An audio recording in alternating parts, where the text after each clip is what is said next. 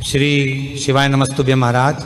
आप सभी लोग जानते हैं कि कार्तिक के महीने का सबसे बड़ा और विशेष दिन कार्तिक पूर्णिमा का दिन होता है, जिसे हम लोग देव दीपावली के नाम से भी जानते हैं। और इस बार कार्तिक पूर्णिमा कब है, इसका व्रत किस दिन रखना है, इस दिन कौन सा दीपदान करना है और कहाँ कहाँ दीपदान करना है, सारी अद्भुत जानकारी आपको इस वीडियो में मिलने वाली है।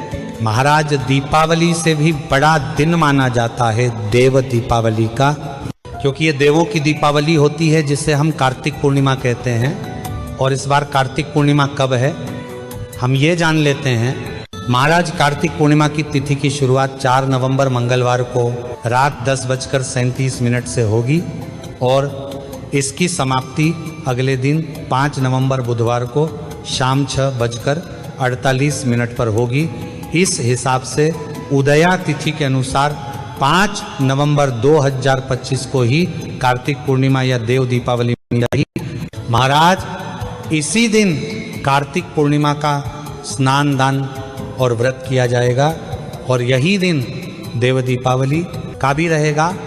महाराज, अब बहुत सारे लोग पूरे कार्तिक के महीने के नियमों का पालन करते हैं, कुछ स्नान करते हैं, कुछ दीपदान करते हैं।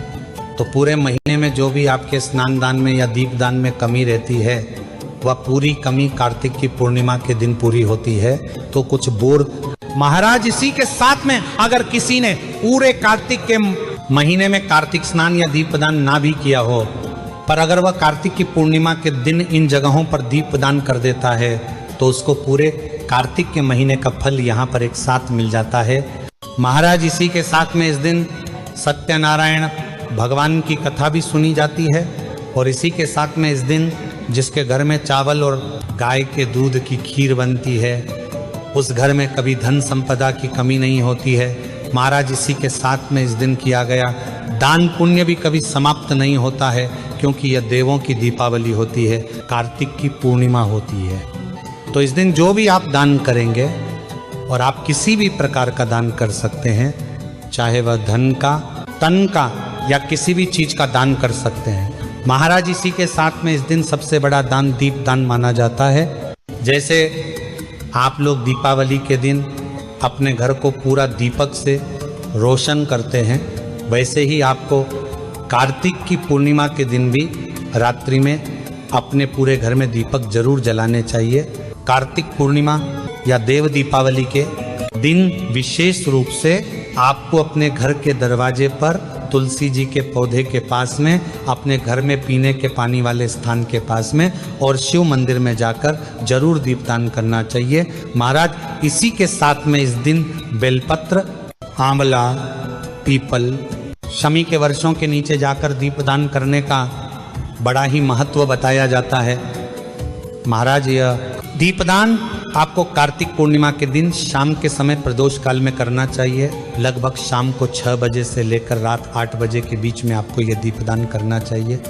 महाराज, इसी के साथ में जिस व्यक्ति को पूरे साल के दीपदान का फल एक बार में एक दीपक के साथ में चाहिए होता है, वह कार्तिक की पूर्णिमा के दिन 365 बत्ती का दीपदान करता है। और ये 365 बत्ती के दीपदान को करने से हमें पूरे साल किए गए दीपदान का एक साथ फल मिल जाता है। ये साथ 365 बत्ती का दीपदान करता है। भले आपने पूरे साल कहीं दीपक ना जलाए हो, पर कार्तिक पूर्णिमा के दिन 365 बत्ती की एक बत्ती बनाकर अगर आप इस दीपक को तुलसी जी के पौधे के पास में बेलपत्र, शमी, आंवला या शिव मंदिर में जाकर जलाते हैं तो भगवान भी आपसे बहुत प्रसन्न होते हैं और आपको पूरे साल के दीपक जलाने का फल एक साथ मिल जाता है।